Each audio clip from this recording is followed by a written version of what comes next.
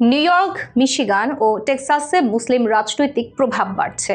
Zohran মামদানির mayor জয় আলোচনার জন্ম দিয়েছে।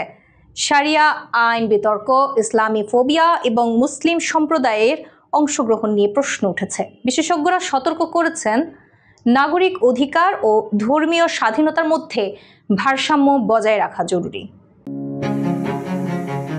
নিউ ইয়র্ক সিটি, মিশিগান ও টেক্সাসে মুসলিম রাজনৈতিক অংশগ্রহণ লক্ষণীয়ভাবে বৃদ্ধি পাচ্ছে, বিশেষ করে জোহরান মামদানির মেয়র নির্বাচনের মতো সফলতার পর।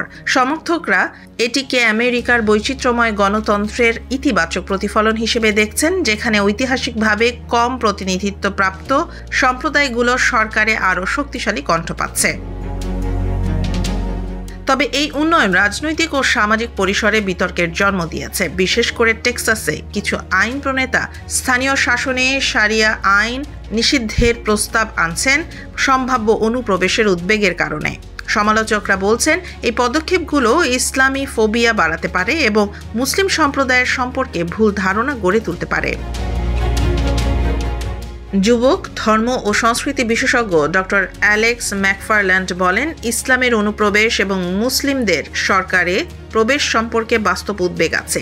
বিশ্লেষকরা উল্লেখ করছেন, মুসলিম রাজনীতিবিদরা বর্তমানে বিদ্যমান গণতান্ত্রিক কাঠামোর মধ্যে সক্রিয়ভাবে অংশগ্রহণ করছেন এবং নীতি কেন্দ্রিক মনোভাব বজায় রেখেছেন।